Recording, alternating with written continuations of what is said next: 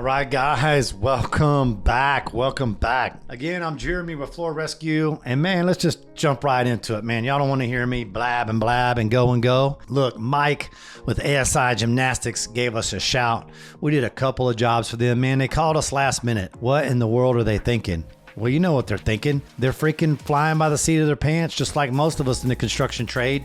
And by the time they call you, they realize, well, crap, we should have called them 2 weeks earlier or a month earlier. Let's get into this Flake floor install, last minute, second floor mezzanine. And let me tell you something, this floor was jacked up. But I've been seeing jacked up floors for 20 years, so nothing new under the sun there. That's why we have big machines. That's why we have really good equipment. We're set up for that because we've seen it a lot through the years, even though we still do residential and specialize in new and custom homes. We first started obviously removing this floor and exposed all the repairs, which there was just a lot, it was just the floor wasn't in great shape. So we ground it super aggressively after we hoisted our machine up with the forklift and got our vacuum up there, and we wired in, we had the electrician wire in some 3-phase power for us upstairs, and it all worked out great.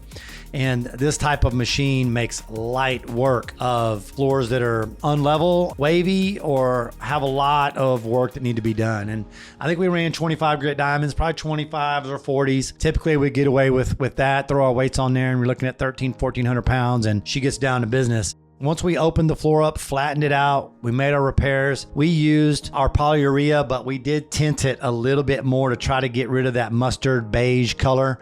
It didn't change it as much as I would like, but we didn't want to jeopardize the quality of the product by adding too much pigment in there, so we just went with it. We knew that our flakes were going to cover 99.9% of that color anyway, and sure enough, that's what happened. As we put down this product though, we measure out based on our volume, how much we're going to put down per gallon. Here I believe we were around 150 to 160 square feet per gallon. We mix, we pour it out, keep that bead going, and then back roll it, and of course roll out the edges and corners while being careful. We spread this floor out, squeegee this floor, and this was several thousand feet. I want to say this was around 2,400 square feet off the top of my head.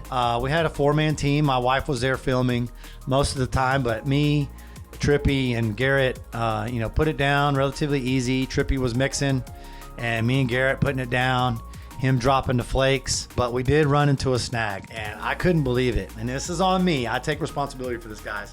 The mistake I made here, it wasn't in mixing the flake. It was that we ran out at the very end. I did the math, we did everything, and I made enough. I bought enough, we had enough.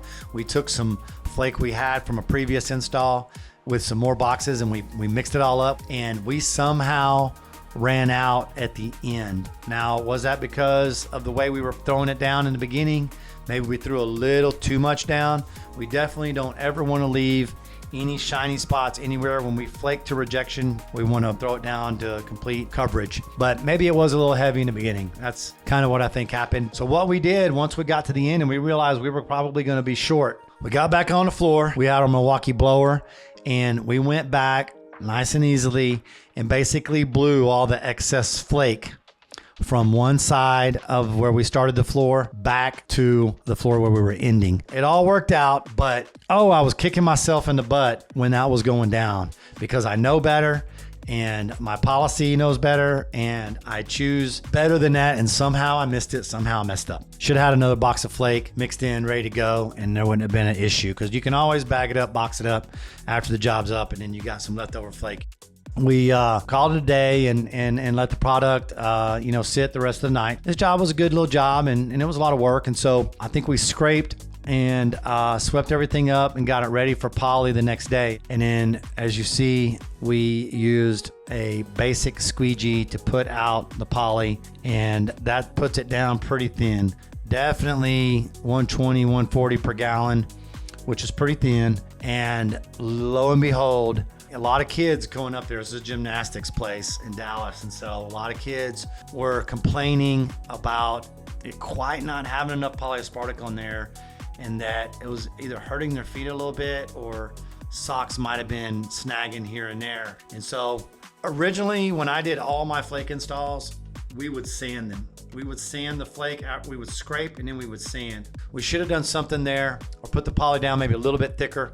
And so we went back and I went ahead and did a light sand over the whole floor and did a top coat on top of that to give them something nicer for them to feel under their feet. And of course, we haven't had a call back. So all in all, a 4-day job, not bad. I imagine the job was somewhere between 12 and 15K. Gave a little bonus to my guys for working on a weekend. And, you know, we ended up actually getting another job from the same clients for their neighboring space, which is ASI Ninja. This is ASI Gymnastics, and it's a great job. So shout out, Mike. We appreciate you. We appreciate your testimony. Appreciate all you do for other people in regeneration. I think it's Regen or Celebrate Recovery. We'll give them a plug. I'm also a fellow recovered alcoholic and drug addict and follower of Jesus. And we seek to run our business, grow our business, help other people through what we do as an expression of all that God has done for us. And that's why we started the Concrete and Coating School, guys. And this is a perfect segue for me to tell you about that. Inside the Concrete and Coating School, we share all the ins and outs. We'll take jobs just like this one and take it a step further. And you can DM me directly. You have direct access to me and my 23 years of industry experience, residential, commercial, industrial, polishing, staining, decorative, metallics, coatings, broadcast, urethane cements, you name it. We've done it and we still do it. We believe that your end client deserves to have the best floor, not based on a brand, but based on a quality of a product. And number two, we believe that installers build the best businesses, the most successful businesses, and the best teams, and offer the best services when they have all of the training and all of the knowledge and all of the information that this trade has to offer. We are about protecting the power of the install, is where everything comes together.